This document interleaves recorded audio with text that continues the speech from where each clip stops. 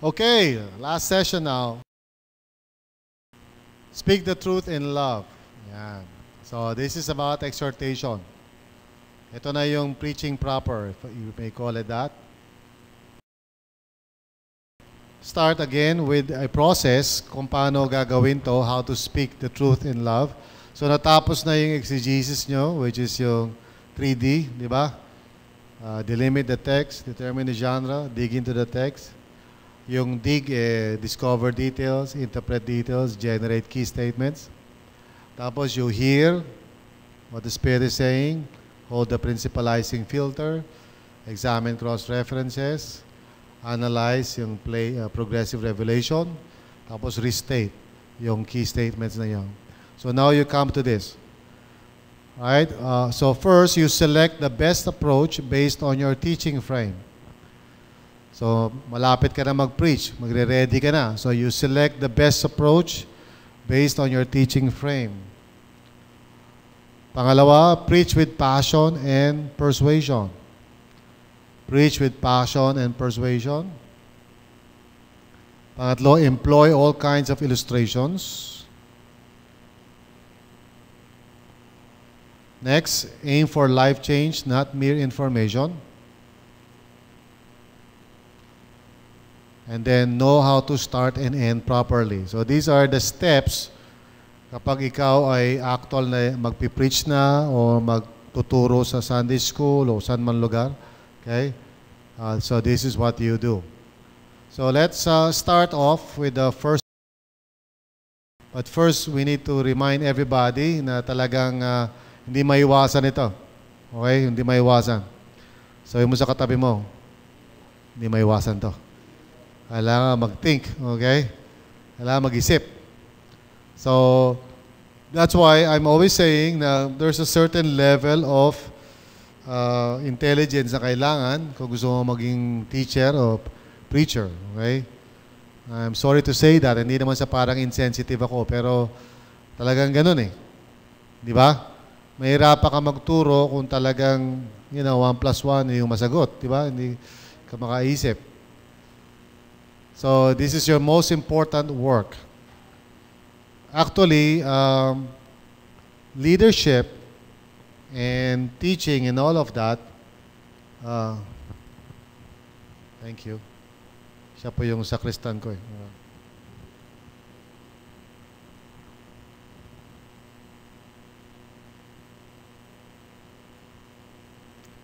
Yung leadership po, saka yung pagtuturo, ganyan, ang tawag po dyan, mental work.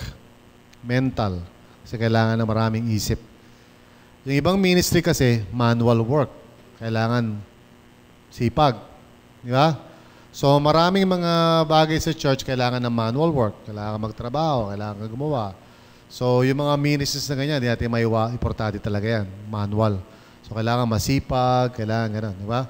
Pero yung mga ministry talaga na multiplying o ministries na may kinalaman sa growth ng church, kailangan mo dyan mental work.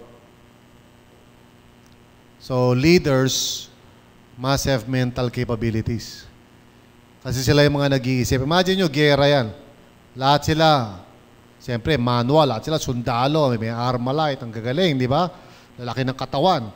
Lusob ng lusob. Ubus, patay. Di ba? Bakit? Kailangan mo ng generals. Kailangan mo na nag-iisip. Kailangan mo na may nag-i-strategize. Otherwise, lusob kayo ng lusob. Di ba? In the same way, in the church, kailangan natin ng mga mental workers. Mga nag-iisip. Para sa ganon sila yung makakabigay ng direksyon sa church. So, tanong mo sa katabi mo, ikaw ba may isip? Ayan, kung mentally retarded kayo,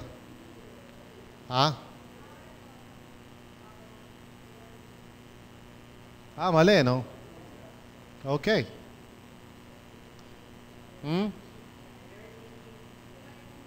That's good.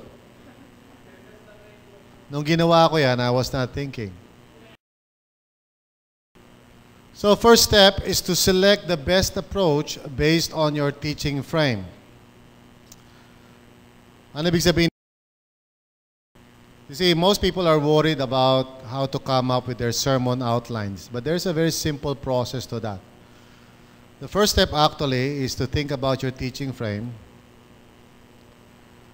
Next nun is kailangan isipin mo yung true need. Then, kailangan isipin mo yung type of text. Then, kailangan isipin mo yung take-home message mo. And then yung topical question. And then yung teaching outline. Okay, so that's how you do it. Okay? So, una muna yung teaching frame.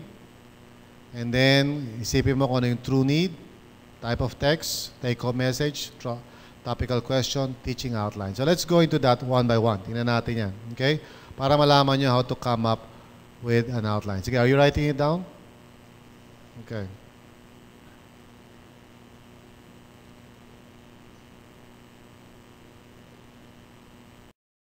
Let's start with the teaching frame. Dito ka nag-uumpisa.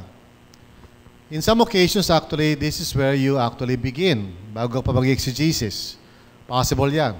Okay? Especially kung lahi ka ng nagpipreach o kaya tipong naimbitahan ka. So you actually start with the teaching frame bago ka pa pumili kung anong text mo, ano ipipreach mo.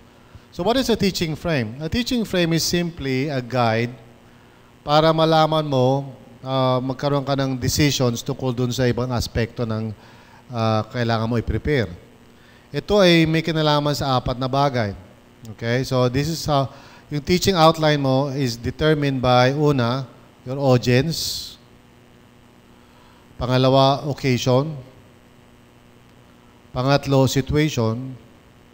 And then pang-apat, objectives. So, first of all, is your audience. Yung outline ko will be determined by my audience. Now, obviously, kung mga audience ko ay mga bata lang, malabo naman siguro gumawa ng outline na may 10 points. Okay? Because immediately, wala makikinig sa'yo, right? Kung ang audience ko, mga youth, siyempre yung outline ko, sa pag-prepare ko, I have to consider yung span of attention ng mga youth. Ano ba ang span of attention ng youth? 2 seconds? Something, alright? Okay. Mainipin kasi mga youth eh. Diba? Kasi, pansinin mo mga youth, diba ganyan ang ginagawa ng mga tuhod? Yung anak ko, yung panganay, ganyan ang ganyan. No? So, tapos pag kinausap mo siya, madaling mawala ang kanyang Occasion, ano yung occasion? Well, it depends, di ba? Kung funeral service yan, mahirap magkaroon ng mga 5 points in, funeral service yan, unang-una wala nakikinig sa'yo, maliban yung patay. Kung wedding yan, that's a different situation. Kung anniversary yan, that's a different situation. Okay? So you have to consider yan by upbeat service, yan by Sunday worship. So you take into consideration these things bago ka mag-prepare ng outline mo. Because lahat yan may kinalaman sa gagawin mo. Okay? Kung wala namang Bible ang mga tao, that may not be a good idea na magko-quote ka pa. Tingnan natin ang storya ni Joseph. Sa mga tao parang, ang storya ni Joseph, no? Open your Bibles. Paano mag-open ng Bibles? Burol yun. Lahat ng tao nandun, ang dala-dala nila, mga barahat, mga ano, wala silang dalang Bible, di ba? Okay. Yung situation naman, may kinalaman sa more of yung parang, ano yung background ng sitwasyon. For example, one time I was invited to a church and I was going to talk about unity and hindi ko naitanong kung ano yung situation. Apparently, meron palang brewing na church split na nangyayari at yung nag-imbita sa akin, isa yun doon sa katunggaling parties. Okay? Tapos sa kabilang party naman ay yung mga elders. Okay? So, anyway, to make the long story short, pagdating ko doon, pala yun, may kumukulo pa lang doon, conflict doon sa church nila. And I was going to talk about unity, no? And needless to say, may mga sinabi ako na lalong yata nagalit yata yung mga tao sa isa't isa. So I have to take into consideration the situation. Kaya pag may nag-i-invite sa akin, I ask a lot of questions. Ano ba yan? Anong background ng church na yan? Ano nangyayari sa inyo? Bakit nyo gustong pumunta? Ano ang ina-expect nyo dyan? So, yung objectives yun. What are the objectives? And we have to be realistic about the objectives. Diba? Pag sinabi mo na objective ko is to transform people's lives. Sandali lang, 30 minutes lang yung binigay sa'yo eh. How can you transform people's lives? Okay? Medyo ibaba mo ng konti yung objective mo. Di ba? Maybe gusto mo lang ipaalam sa kanila ang isang bagay para may consider nila, So, yan yung tinatawag na teaching frame. And that's where you begin. Before you write your outline. Bago ka magsulat ng outline mo. Okay, isipin mo muna yan. Next is kailangan i-consider mo yung true need. So, there's such a thing as felt need. Yung mga nararamdaman ng mga tao. Halimbawa, this is a problem or issue that people are aware of. Okay, alam nila. For example, lack of finances. Pag tinanong ng mga tao, anong problema ninyo? Wala po kaming pera, pastor. Parang katulad din ng mga pastor yan. So, felt need yan, nararamdaman ng mga tao. Pero, kailangan isipin mo kung ano yung true need. At ito yung problem or issue that people need to know, be convinced about, or apply from God's Word. And so, example nito is stewardship. So, maaaring ang problema ng mga tao ay kulang sila sa pera, pero as you have prayed about it, and as you have considered it, maaaring ang problema nila is stewardship, o yung tamang pag-handle ng pera. Now, if this is the fallen condition focus ng text mo, then that's exactly tamang-tama ka. Okay? Because that's where you really, diyan mo makikita yung benefit ng fallen condition focus. So, this is how you're going to come up with your take-home message, yung solution to the true need. Kasi yung take-home message mo should be something na talagang sasagot doon sa tunay na pangangailangan ng mga tao. Obviously, hindi mo pwede sabihin sa mga tao, sige po, pumila po kayo, bibigyan ko kayo ng tagwa 100 pesos. Kung ang problema nila lack of finances, pwede yan. Kaya lang, maubusan ka ng pera kung tipong 1,000 yung congregation mo, di ba? Of course, wala namang ganyan dito. So before we go into the true message, or true take-home message, let's talk about types of text. Meron tinatawag na truth-oriented text. Ang truth-oriented text is a text na ang main emphasis is a principle. Okay? It is in the indicative mood, meaning to say, example, Jesus is Lord. So, a truth-oriented text, bagamat siguro may application, pero hindi yun ang main emphasis. Ang main emphasis ng text ay parang may sinasabing truth o principle, na yun ang binibigyang diin ng author. And then, yung trust-oriented text naman, ang main emphasis is a command. Pag inaral mo yung text, mas binibigyan diin yung application. So, it is in the imperative mood. For example, believe.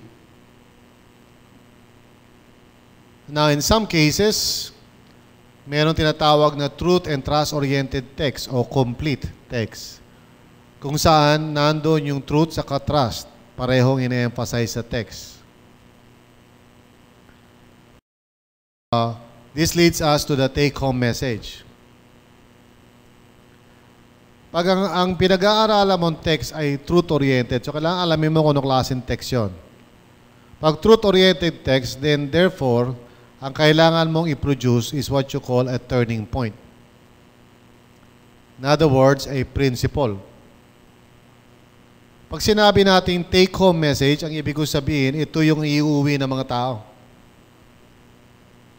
Ito yung dapat maalaala nila. Hindi yung kwento mo, hindi yung joke mo. Ito yung gusto mo maalaala nila. And kapag ito ay truth-oriented, ang tawag sa take-home message mo, turning point. So, example, false teachers ruin good churches. Okay? It's an example of a turning point. Makikita nyo na it is in the indicative mode. Walang inuutos. Walang inuutos dyan. Sinasabi lang sa iyo yung katotohanan. False teachers ruin good churches. Now, it doesn't mean na kapag ikaw ay may take-home message na ganito, na wala ng application. Ang ibig sabihin lang nito, ito yung gusto mong maalaala ng audience mo. Ito yung gusto mong mauwi nila. Kaya pag kayo ay nagtuturo, no, sikapin nyo malaman kung yung text nyo ba ay truth-oriented o trust-oriented para maging faithful kayo. Kasi kung truth-oriented yung text mo, dapat ang mensahe mo is a turning point. Dapat ang iiwan mo sa puso ng mga tao is a principle, something that they can remember. Minsan naman, trust-oriented yung text. So pag ganon, kailangan ang iiwan mo sa kanila is a tagline. Example would be, watch out for bad apples. Or, Filipino context, watch out for bad bananas. Okay? Something na memorable. Okay? Something na madaling maalaala. At least mga 9 words or less. Huwag masyadong mahaba. Kasi mahirap sabihin sa congregation na, brothers and sisters, I want you to remember this very important truth. That if we, by His grace, through His mercy, by the work of the Holy Spirit, under the guidance of His Word, should be able, wala na, patay na tayo dyan, wala nakaalala nun, di ba? So it should be something na simple, clear, pero catchy, memorable. Okay? Isa yan sa pinakamahirap na gawain ng isang preacher. Yung mag-come up ng ganyan. Okay? Kasi gusto mo maging faithful sa text, pero at the same time, faithful sa true need ng mga taong kausap mo. Based sa teaching frame.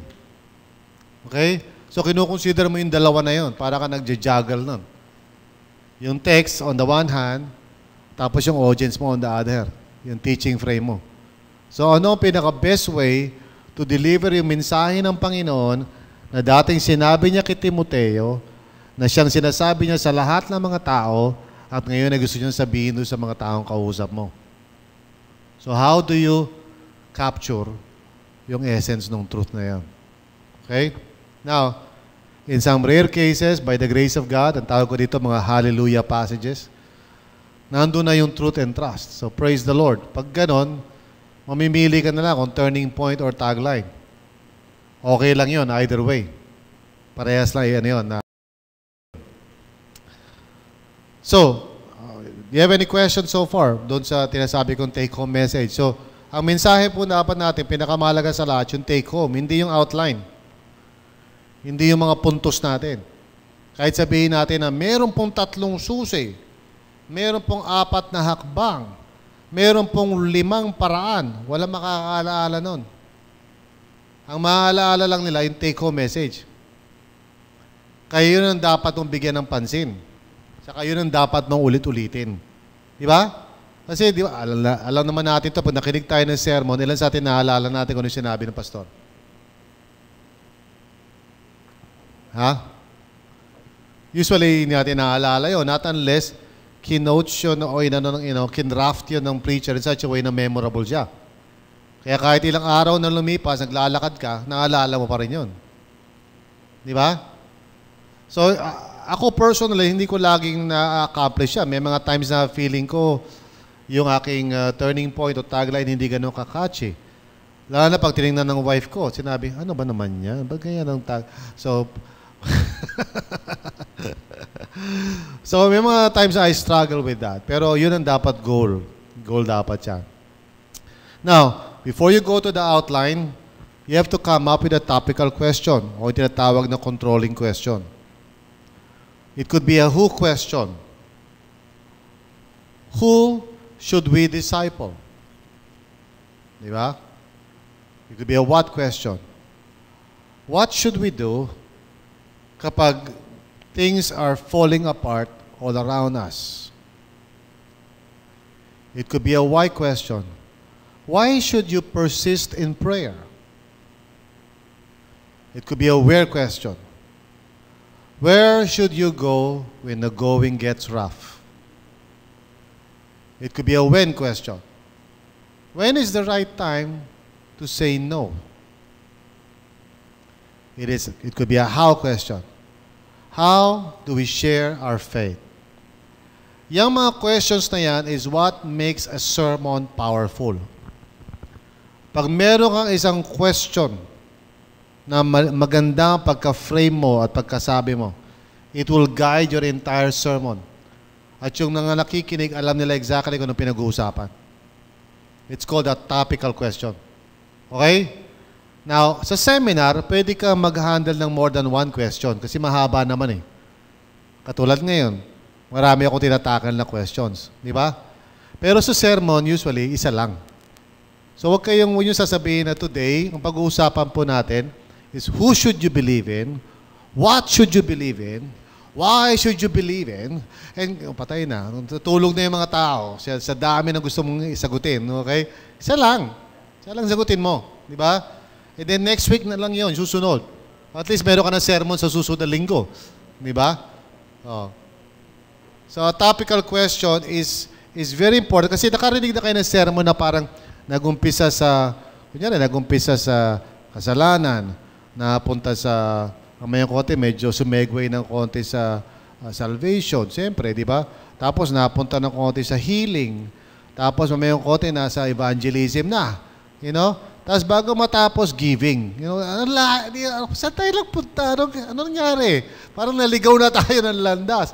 Tapos ang dami mong kinukote na verses mula Genesis hanggang Revelation. Nung umpisa, nakakasunod pa kami. Mamaya ko napagod na kami. Sige, bahala ka na dyan kung ano gusto mong gawin dyan. Di ba?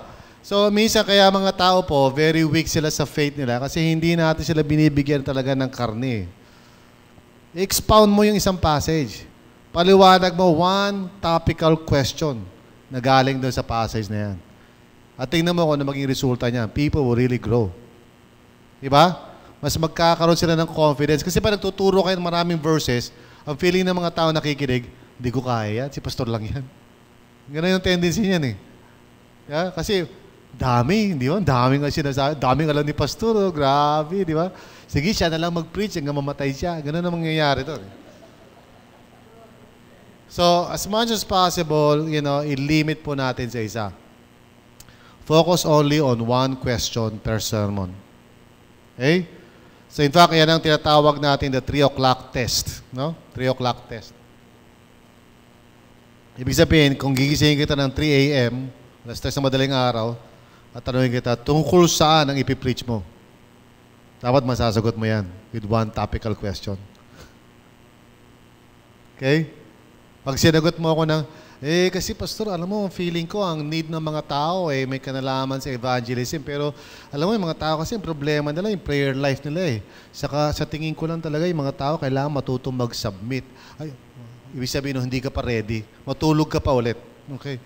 Wala, hindi ka ready. Ang dami mong ipipreach There's only one thing na kailangan mo i-preach. Okay? Now you go to the teaching outline. Sa katapos ng teaching frame, okay? Tingnan mo yung true need ng mga tao. So you decide on your take-home message. Type of text pala muna. Tapos, di ba? Take-home message and then tinignan mo yung mga bagay-bagay. So now, teaching outline. There are 4 kinds of teaching outlines. Deductive, inductive, combination, tsaka narrative. So, 4 na klase ng outlining. So, let's go to the okay.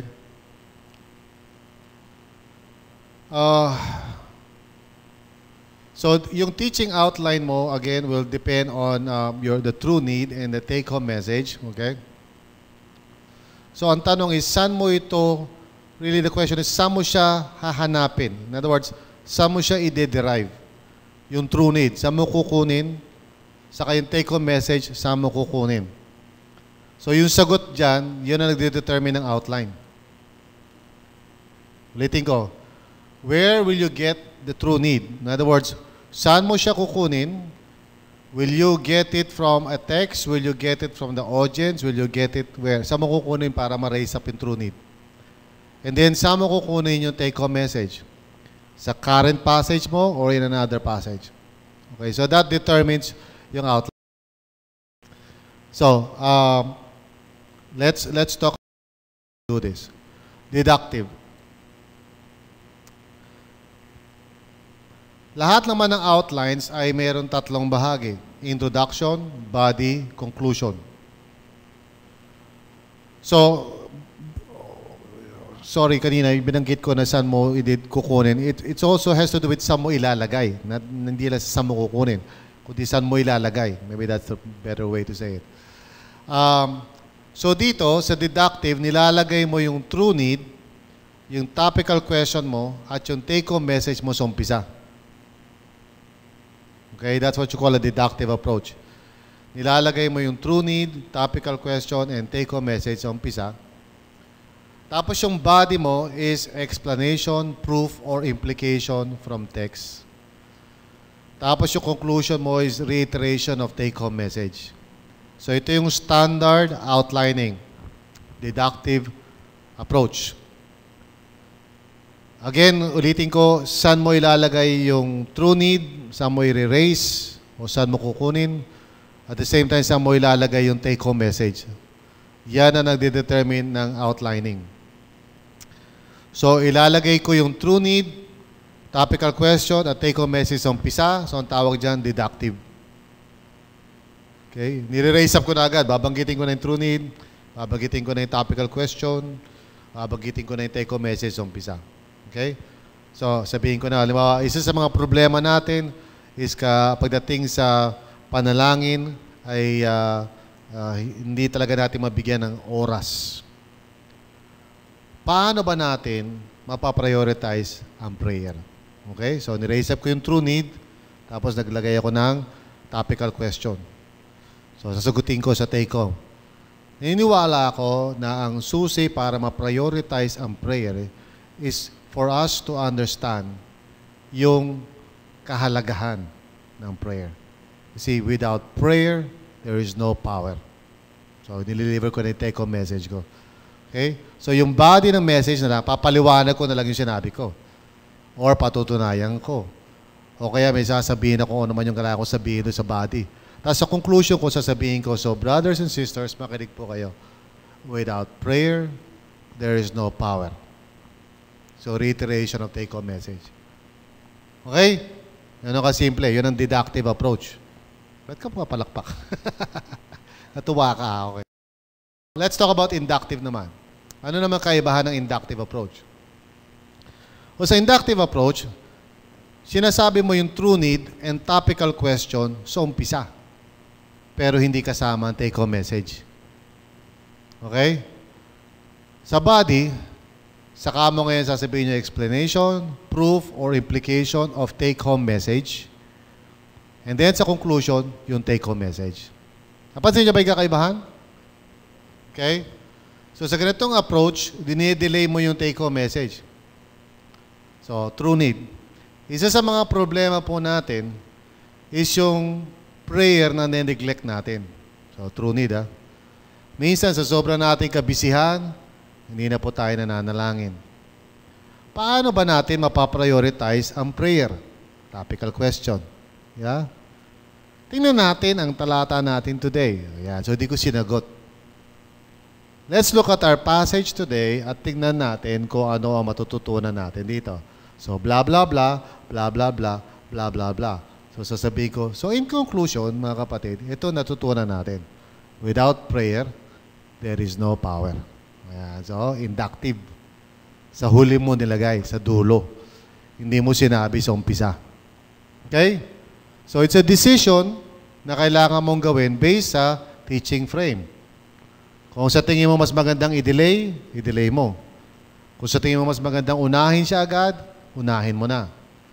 Usually, pag ang mga kausap mo, mga bata pa sa Panginoon, magandang unahin mo na. Para ipapaliwanag mo na lang at ulitin mo. Pero pag ang kausap mo, medyo parang may mas mature na ng konti, at lalo-lalo na kapag yung text mo parang familiar sa kanila, mas maganda i-inductive para may suspense. Di ba? So, singilin mo sila ng 200, parang sa sine. Hintayin mo, huwag mo muna ibigay yung take home. Okay? Pwede naman combination. Pag combination naman, sasabihin mo yung true need and topical question sa audience, sa umpisa, usually. And then sasabihin mo rin yung take-home message. So magiging deductive ka na sa body. No? So sa body ng sermon, ulit-ulitin mo na yung take-home message, okay?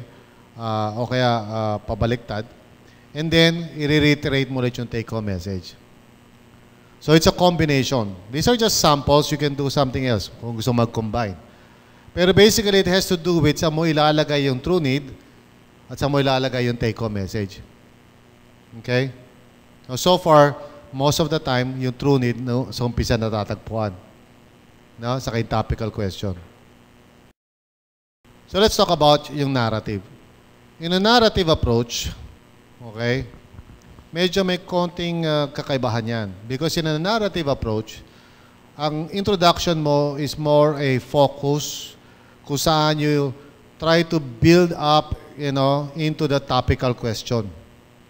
In other words, create ka ng complication leading up to the topical question. So parang halimbawa ganito. Alam mo, talagang naniniwala naman ako mahalaga ang prayer di ba? Pero kahit minsan gusto ko mag-pray, pero pag nag-pray ako, nakakatulog na agad ako, di ba? Umpisa pa lang, inaantok na ako, and I can just go on and tell you. Meron nga akong kaibigan, gabi, bilib na bilib ako, biro mo, 5 oras ko mag-pray. Ha? Tapos tuloy-tuloy yun, walang tigil. Iisip ko nga, sana ganun din ako. So I can maybe 1 story, 2 story, 3 story. So yung mga tao hinihintay ko, ano yung topic ko.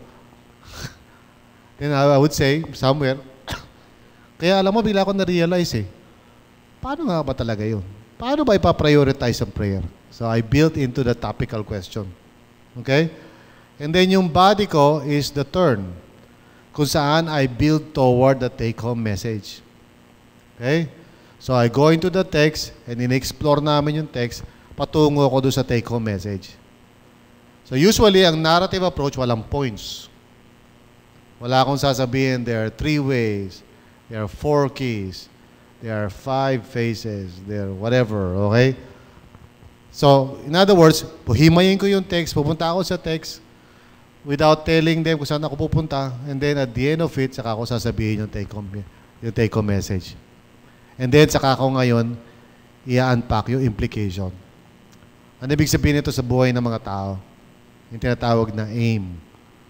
So, imbis na introduction, body, conclusion, ang narrative is focus, turn, aim. Okay? So, ang kakaibahan yan, walang mga punto yan. Kaya pag nakarinig ka ng narrative style preaching, wala ka matitake down. Hindi ka tulad ng mga deductive sa inductive. Pag sinabi ng pastor, there are 3 ways. So, lista ka na agad, 3 ways. 1, 2, 3. Di ba?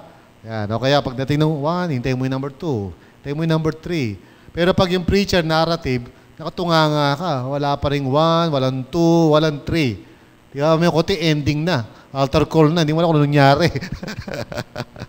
Kasi narrative style yung preaching. Okay? Which is normally how I preach. Okay? Kaya ako mag-preach. Usually narrative style. Okay? Yan. So alam nyo na, ibig sabihin ng outlining.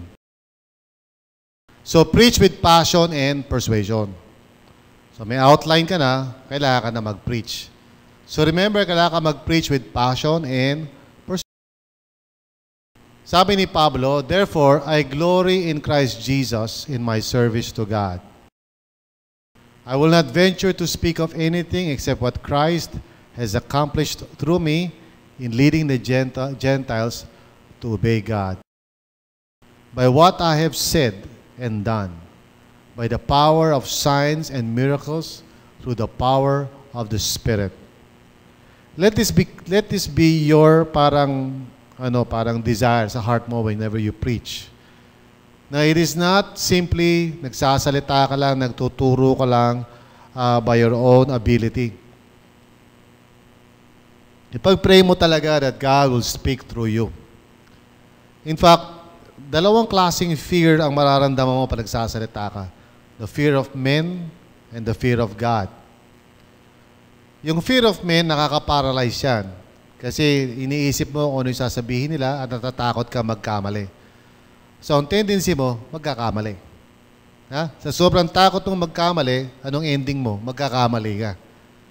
Di ba? Masyado kang conscious kasi nandun yung mga friends mo sa harapan, tinitingnan nila yung grammar mo, nakangiti sila sa iyo habang nagsasalita ka. So ngayon parang nautal ka na ngayon, di ba? So imbis na makapag-deliver ka ng mensahe, walang nangyayari doon, di ba? Kaya lagi kong payo sa mga preachers, i-release mo yung fear of men na yan once and for all. Di ba? Magandang ano dyan, motto, Nosi Balase.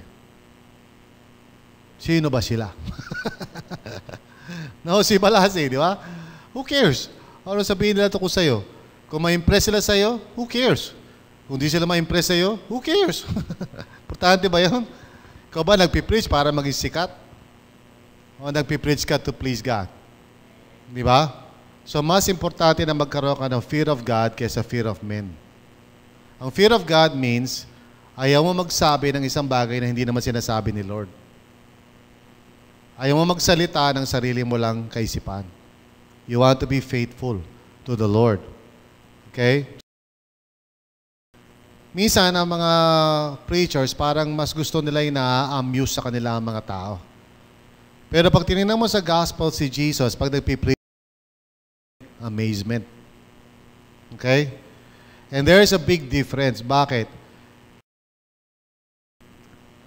Kailangan kasi na yung ating sasabihin, alright, yung pinaka-big idea na ating sasabihin, o yung tinatawag nating preaching idea, o minsan tinatawag na take-home message, pare-pareho lang naman ibig sabihin lahat yan. Okay? Iba-iba lang terminology yan. Depende kung sino nagtuturo. Okay? Pero meron tayong tinatawag na surprise power. Meaning to say, yung ating preaching contains insights into God's Word na dati hindi obvious o hindi nakikita ng mga tao. Na meron biblical terms dyan. Ang tawag dyan is a message containing wisdom, knowledge, or prophecy from God. Now, wisdom, of course, means God's ways are higher than our ways. So kung mapapakita mo from Scripture yung wisdom ni Lord, no? Then, you know, there will be a surprising power sa mga tao. They will be amazed. Sasabihin nila, wow, hindi ko nakita yun ah. Ganun pala yun. Di ba? Or, I remember one time I preached on a familiar passage in seminary. I preached on Philippians 2, no? Tungkol sa humility ni Christ, verses 5 to 11. And after that sermon, pinag-usapan lang naman namin tungkol sa humility.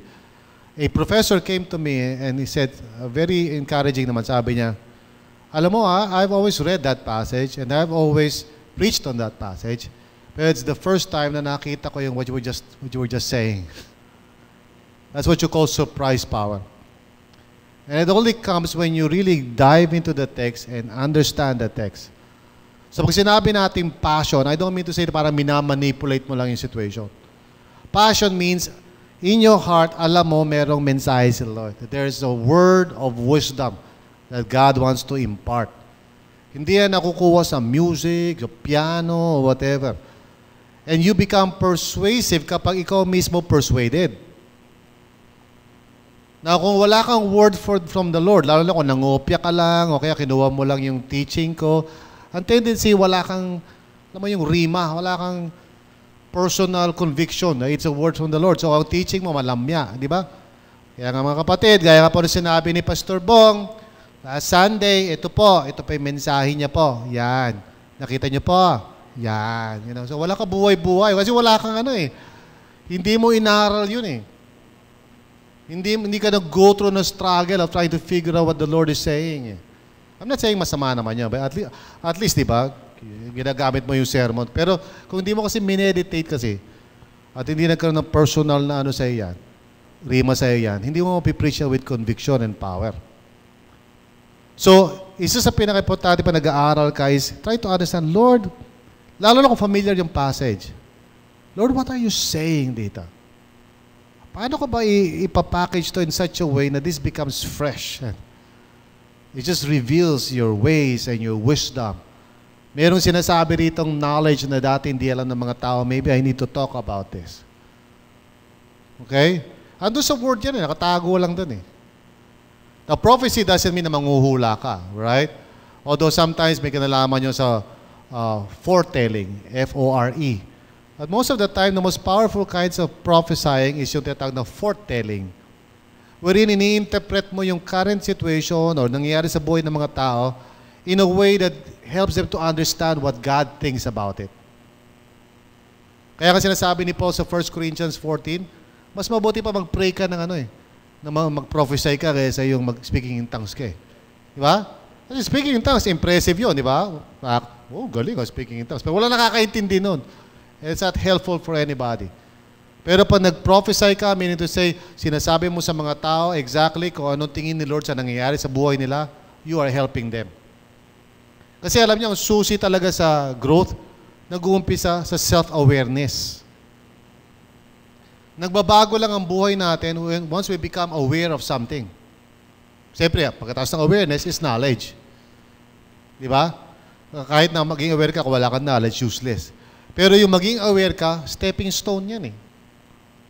Pag bigla mo na-realize na wala ka palang personal na faith sa Panginoon, awareness yan eh. Maybe that will be the beginning of the transformation of your life.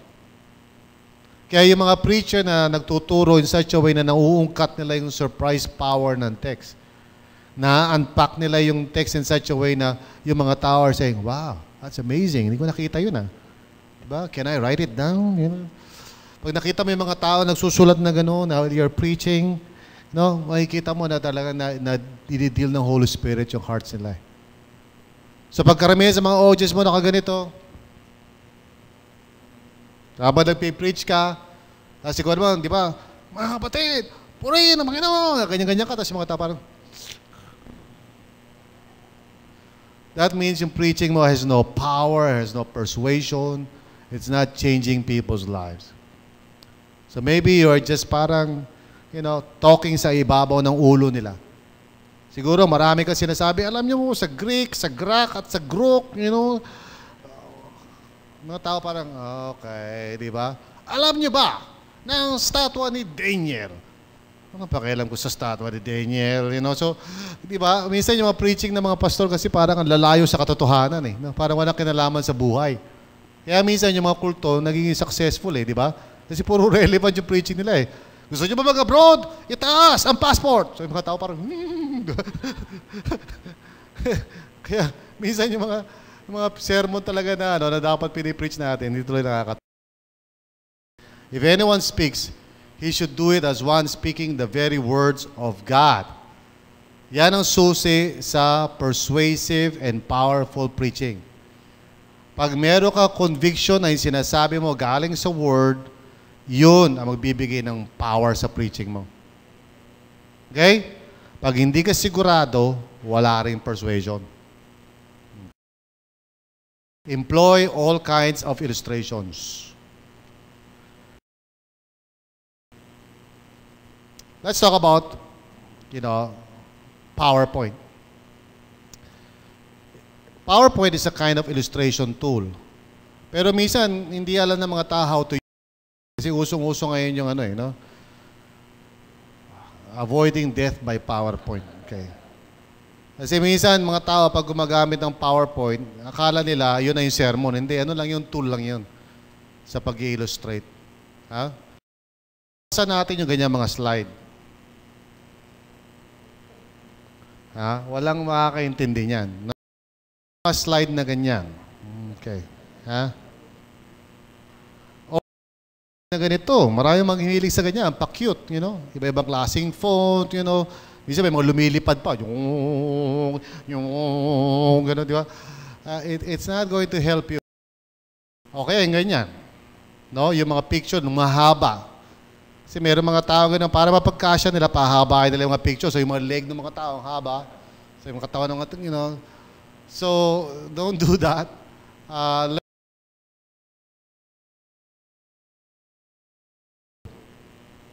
Simple. Okay? Simple with contrast. Okay? In such a way na kita agad ng mga tao what is the point ng slide na yan. In fact, minsan nga, hindi mo naman kailangan lagyan ng words. I use PowerPoint this way. Pag nagpa-PowerPoint ako, minsan picture lang. Hindi naman kailangan magkaroon ng words ang picture. Kasi di ba, a picture paints 1,000 words. Then why can I not paint you? Parang ganun yung susunod doon, di ba? So we need to determine, how to best use the PowerPoint as a tool sa preaching. Panahon natin ngayon, technology na yan, siyempre, mahalaga. So, simplihan natin, diretso, to the point, in such a way na nakakatulong siya. Of course, kung di kayo marunong mag-PowerPoint, hindi naman kailangan ng PowerPoint talaga kung tutusin sa preaching. Kaya lang karamihan sa mga tao gusto nila some kind of visual. So, therefore, sometimes ang pinaka-best na gawin is object lessons. Any kind of object can be an object lesson. Even tao. Sometimes I would say, kunyari, tawagin natin to si GB, kunyari, ikaw si Satan. Hindi, bibiro lang ako, hindi, kunyari lang. Okay? Tawagin natin siya, kunyari, siya yung Christian, you know? So these are powerful tools of illustrations. So, employ all kinds of illustrations. Lahat ng posible. Of course, pinaka-powerful sa lahat, stories. Para sa akin, ang mga storya is really the most powerful way of illustrating. Kasi yan ang nagko-connect sa mga tao eh. Be other people's stories, mga narinig mo, okay? O nabasa mo, news or whatever, di ba? Be your stories, and mas maganda yon. And by the way, pag nagkukwento kayo ng storya, okay, huwag nyo basahin. Meron nga po nangyari sa akin isang araw, you know. Huwag ganun. Kailangan, storya mo na nga yun, ikwento mo, di ba?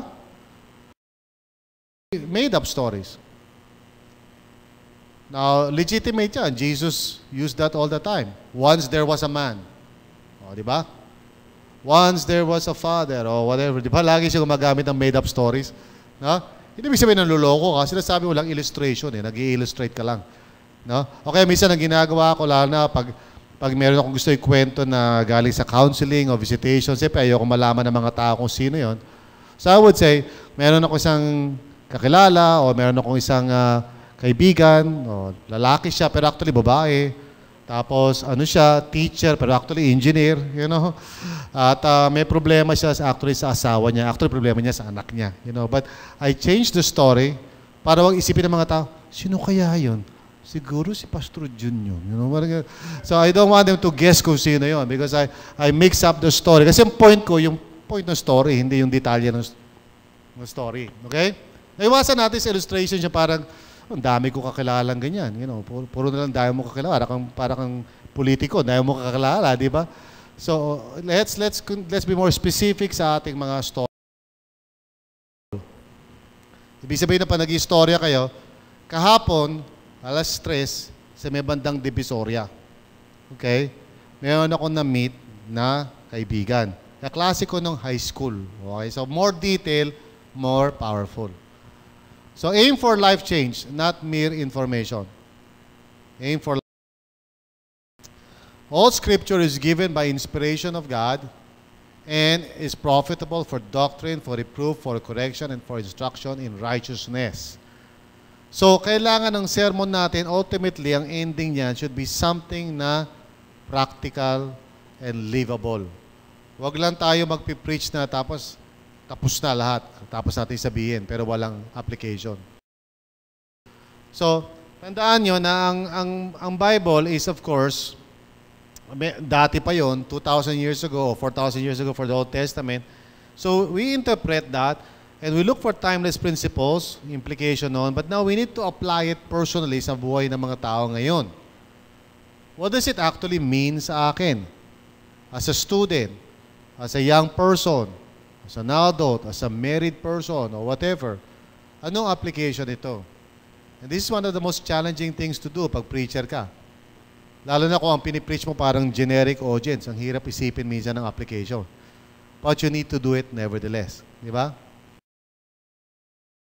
Ang tanong lagi ng mga tao sa isip nila, now what? Right? Pagkatapos mo sabihin ko ano man yung take-home message mo, isip nila, ano ngayon ang gagawin natin dyan? Di ba? So you have to answer that question. Now, what? Anong gagawin nila? What is the immediate application? Anong pwede ko nang gawin agad? Long-term application. Ano yung pwede kong planuhin ng pangmatagalan? At ano ang tulong ng church dito? So pag kayo ay nagpipreach, kailangan isipin nyo, ano mga pwedeng gawin? Now, obviously, this is very challenging. Pero minsan kasi pag sinabi natin, alam nyo mga kapatid, kailangan po i-share natin yung faith natin. Good. So, anong gagawin namin? Hindi ko alam. Ano? Share your faith. Anong gagawin natin? Immediately, anong pwede natin magawa? Let's start with something. Diba?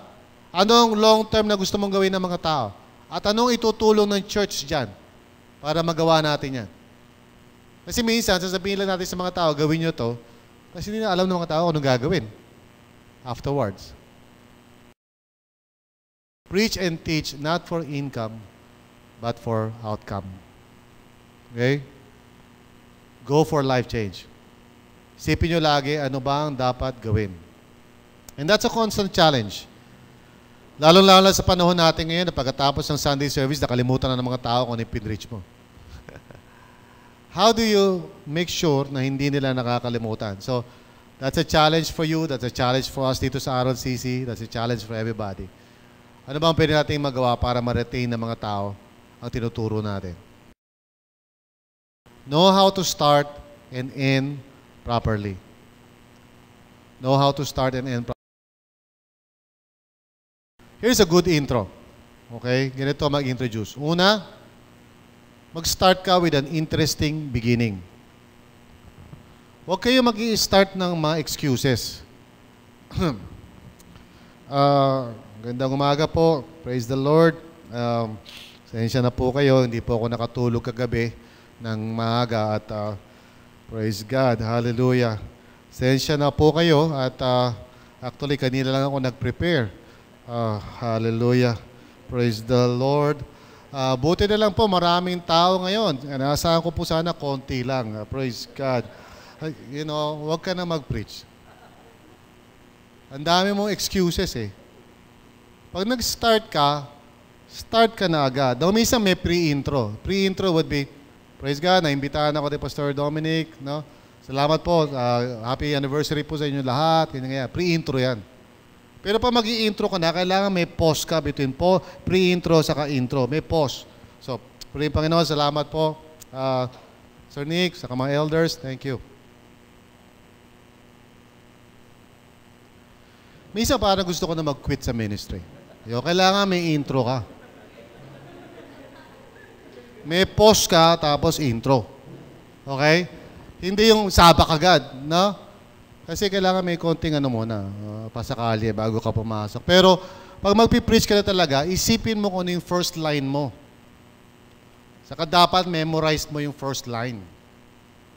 Huwag ka mag-uumpisa ng okay, huwag ka mag-uumpisa ng ganon.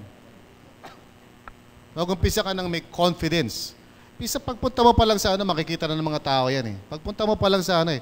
Di ba? Pero pag pupunta ka dito parang, maupo ka na kaya? Wala kang confidence eh. Pag pumunta ka sa harapan, talagang confident ka. And if you're working with technology katulad dito, marunong ka dapat humawak ng mga ganyan. Hindi mo ginaganyan, hindi yan TV. Ang receiver niya nasa ibang lugar. Kaya kailangan niya, ang pindot niya is ano lang, simple lang. Huwag yung parang, mga kapatid. Napaka-obvious naman yan eh, okay? So, interesting beginning. Start with something interesting, no? Yeah. Kahapon may nakita akong bangkay. That's interesting. Kasi, bakit interesting? Kasi you're always thinking, ano nangyari? Yun ang interesting eh. Bakit nagkaganon? Di ba? Pag sinabi mo kasi yung introduction mo, ngayon po ay mag-aaral po tayo ng salita ng Diyos. Ano pa kasi gagawin natin? You know? So, hindi interesting eh. Think of something interesting. Okay? Pangalawa, need raised. Mag-umpisa ka sa felt need and then true need. Now, kailangan mabilis yan. Hindi pwedeng, tagal mo sa intro mo, no? Interesting beginning ka, 15 minutos na, interesting beginning ka pa rin. Tama na, lubayan mo na, no? Kasi meron mga tao, pag kukwento ng isa, 2, 3 kwento sa umpisa, so kami naman naghihintay. So anong tukol saan yung pag-uusapan natin? Ang tagal eh. Kaya yung interesting beginning, dapat interesting beginning lang. Sabak na agad doon sa need. Bakit ba? Today I want to talk about yung struggle natin sa prayer because I really believe dito tayo nagkakaroon ng problema eh. Raise it up agad. Alam ko karamihan sa atin dito na may problema tayo sa prayer life natin. Let's admit it. Taas ang kamay. Sino nahihirapan sa prayer? Raise it up agad. Na ako, alam ko, I mean, I'm a pastor, pero alam niyo ba, I also struggle in prayer. Raise it up. Make people aware agad kung ano yung issue. Huwag muna patagalin. Okay? And then tell them, I believe we need to answer that question. So, you text, introduce, and justify. I-introduce mo yung text mo. Huwag mo lang sabihin, punta po tayo sa Matthew. Bakit? Ano meron sa Matthew? Tumako po tayo sa Luke 11, kasi dito sa Luke 11, Jesus talks about prayer. And this is amazing kasi mga kapatid, ang kausap niya mga Jews who from the very young age, marunong sila mag-pray. And yet sabi nila, Lord, teach us how to pray. And so I believe itong Luke 11 is something that will answer our questions today. So tell us, bakit Luke 11? Hindi John 11, hindi Matthew 11, Genesis 11, Concordance 11. Ano? Ba't kailangan Luke 11? Okay, justify it. Okay? Now, relevance. Revelation introduced. Kung deductive ka, siyempre sasabihin mo na yung take-home message mo. Pero kung hindi man, at least tell us kung anong relevance. Meaning to say, mag-promise ka. Today, mga kapatid, once maintindihan natin ang kahalagahan talaga ng prayer sa buhay natin, I believe this would transform yung ating prayer lives. At ito ang susi talaga ng tunay na pagbabago sa buhay natin. Make a promise. I believe today, by the time na matapos tayo, you will walk away from this place and you will begin to say, I need to prioritize prayer. So tell us kung ano yung relevance ng sermon. Sabihin mo sa amin kung ano mapapala namin by listening to you. Okay? And then finally, bigyan mo kami ng overview. Anong gagawin mo? So today, gagawin natin, first of all, I want us to look at the text and then gusto ko tingnan natin kung ano yung implications ng text.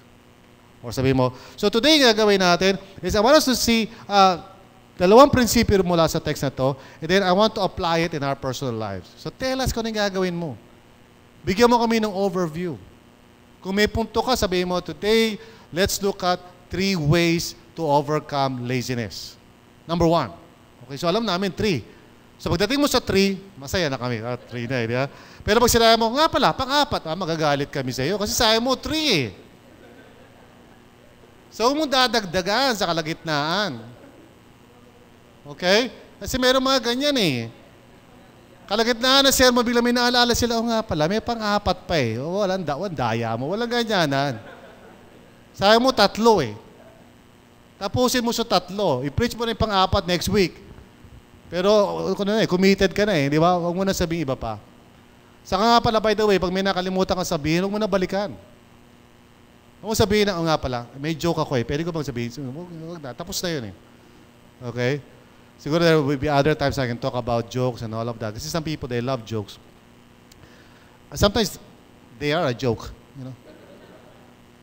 Anyway, ang tawag dyan is you take off, you know, yung intro. I also call it take off. Kasi, crucial yung take off eh. Pag sumakay kayo sa aeroplano, di ba? Kailangan maganda yung take off mo. Kasi kung hindi maganda, siyempre, di ba?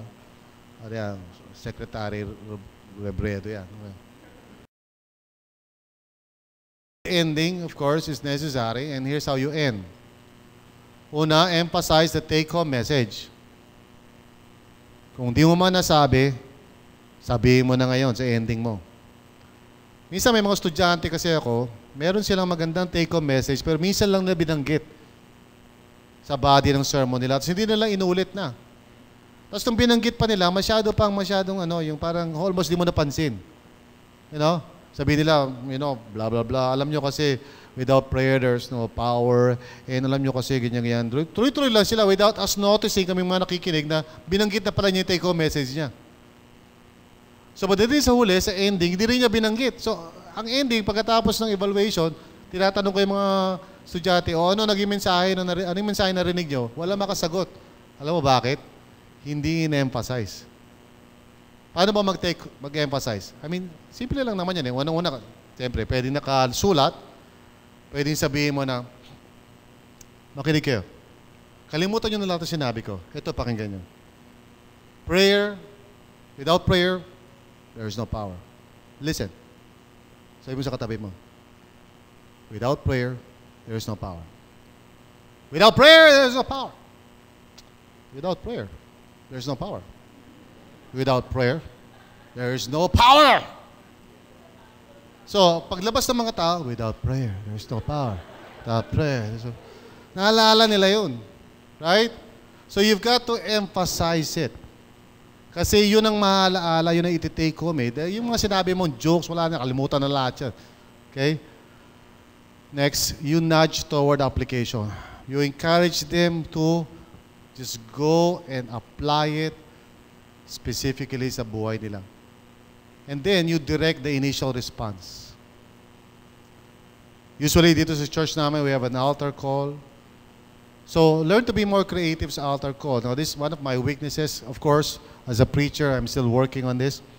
Kasi may tendency nga ako na laging ang default ko is, close your eyes, bow your head, let's pray. Parang lagi na lang every Sunday, di ba? Close your eyes, bow your head, let's pray. Close your eyes, bow your head, let's pray. Let's pray, close your eyes, bow your head, So parang paulit-ulit na lang, okay? Wala nang iba pang klaseng immediate application. And, to tell you frankly, my wife is more creative dating sa area na yan. And so, she challenges me all the time pag nagawa ko ni sermon ko. So, ano yung pagagawa mo?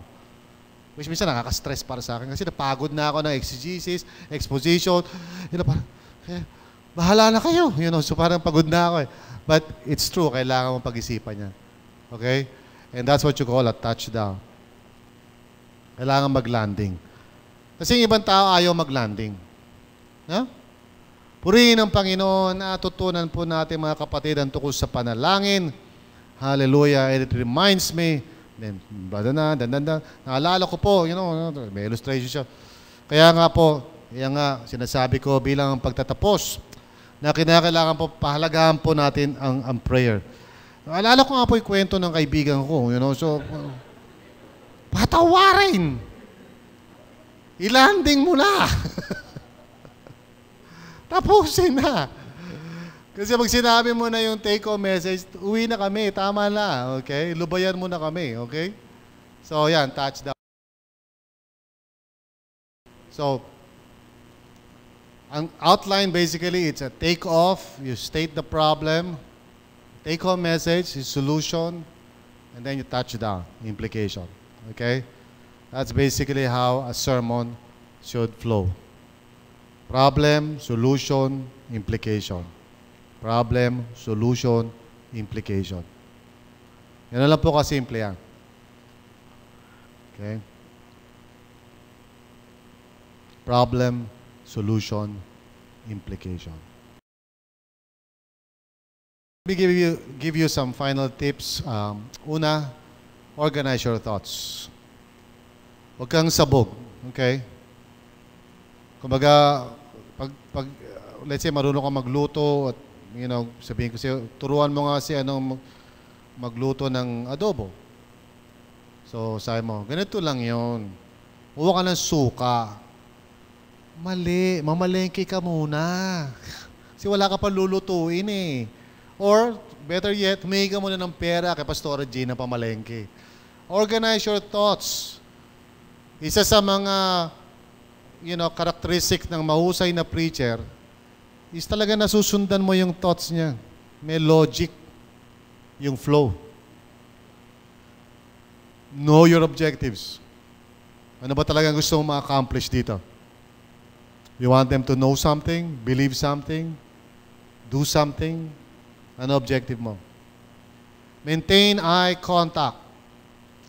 As much as possible, learn to preach without notes. Kung pwede lang. Okay? Kung hindi pwede, make your notes na almost parang hindi ka pansin-pansin. Don't rely on your notes. Lalo na yung maliliit na notes, yung tipong ang font mo 10 lang o 8. Mga kapatid, sinasabi po sa salita, wala na, hindi mo na wala nang eye contact. Pag dilat mo nila, ang tao tulog na. Eye contact is so important. Pag nagtuturo ka, it's better to look at people. And you look at people ng konti-konti lang. Huwag yung nakatitig ka lang sa isang tao. Alam mo, mga kapatid, parang siya lang ikausap mo eh. Meron mga gano'n kasi, mga estudyante ako na, minsan naman, ang contact nila, eye contact nila, yung electric fan. Kaya nga po, sinasabi po sa salita ng Diyos, ba't ka nakatingin sa electric fan? Tumingin ka sa tao, minsan dito, minsan doon, minsan sa kabila, minsan sa taas. Lahat. And even yung posture mo, dapat ginagamit mo yan. When you want to talk about the immanence of God, lumapit ka sa tao. Immanence means nearness of God. If you want to talk about God's nearness, yung love niya, you draw near to people. If you want to talk about yung ng transcendence of God, yung pagiging big ni God, then you draw back. You go up. You know? When you talk about the grace of God, the majesty of God, the love of God, the concern of God, you know, the intimate desire of God for fellowship, and God's power and greatness and holiness. So, kailangan lumalayo, lumalapit, right? And gestures mo dapat maging consistent. Di ba? I mean, napakalaki.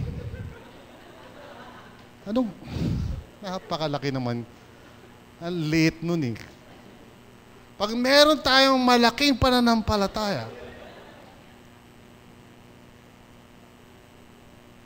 meron pong 4 na bagay. Ano ba naman yan? Okay. So, anyway, maintain eye contact. Choose the best words. Be a word craftsman. Choose words well. Say it well. Okay? Find ways of saying something in a way na beautiful and catching. Importante yan. Basa ka ng dictionary or books, you know, to become more familiarized with expressions. Maximize vocal variety. Huwag yung monotone. Kaya nga po, sa tulong po ng ating Panginoon, siya po ang gagabay sa atin. Kaya po talagang dapat tayo magpatuloy sa paglilingkod sa Kanya. You know, tatay tayo dyan. Lagyan naman natin ng variety. Learn to speak, you know, in a way that is parang hindi monotonous. Sometimes, gusto mong sabihin ng isang bagay, very quietly. Sometimes, gusto mong sabihin ng isang bagay with passion. So, kano ka naman ng variety? Okay? Ha? Yeah, may kidlat pa, di ba? Communicate with your body. I told you about that. Move around. Meron kasi mga tao talaga may fetish sila sa pulpito. Talagang in love sila sa pulpito. So pag nagsalita sila, mga kapatid, alam niyo po, may awa po ang Panginoon. Sa tulong niya, bitawan mo yan. Maglakad ka. Huwag kang, kakambal mo ba yan, you know? Don't rely too much on these props, okay? And learn to be relaxed, conversational in your tone. Harness object lessons whenever possible, whenever necessary. Gawin mo yan, okay? Silya, microphone, it's everywhere around you. Lahat pwedeng gamitin, okay?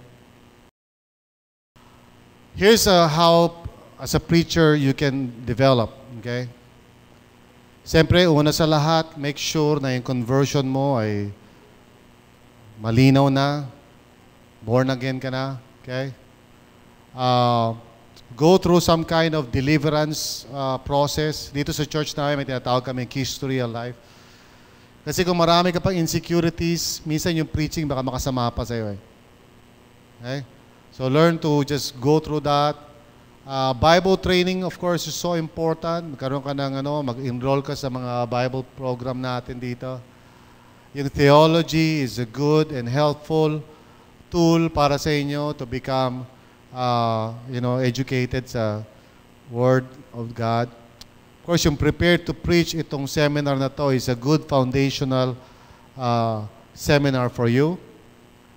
Of course, kailangan mo ng coaching. And then, of course, yung preaching lab. Okay? So these are the 7 things na you need to pursue as much as possible. And we are offering that to you dito sa church, RLCC. Kung merong mga interesado sa inyo, this is a process that we believe can help develop preachers.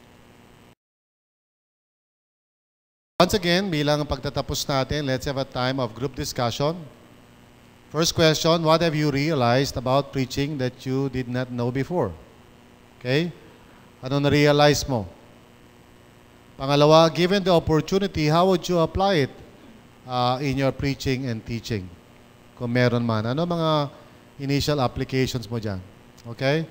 So I want you to just talk about those two questions bilang pagtatapos, and let me now close in prayer bago kayo mag-uwian. Anyway, it's just wala pang 4 o'clock. Dapat taga 5 o'clock tayo, so we ended up early. So just take siguro mga 10 minutes, just wrap up nyo lang ano yung mga na-realize nyo, natutunan nyo bago kayo magpaalamanan. So let's pray. Father in heaven, thank you, Lord, for your grace, and salamat sa mga tinuro mo sa amin. I pray now, Lord, na from here on, mag-move forward po kami. And I pray that there will be many people who will enroll sa preaching lab para ma-practice nila, Lord, yung actual na proseso. So, Lord, I pray for each one na tulungan mo bawat isa magkaroon ng faith, huwag matakot, kundi talagang mag-go through the process para matuto sila, Father. Thank you, Lord, in Jesus' name. Amen and amen. God bless.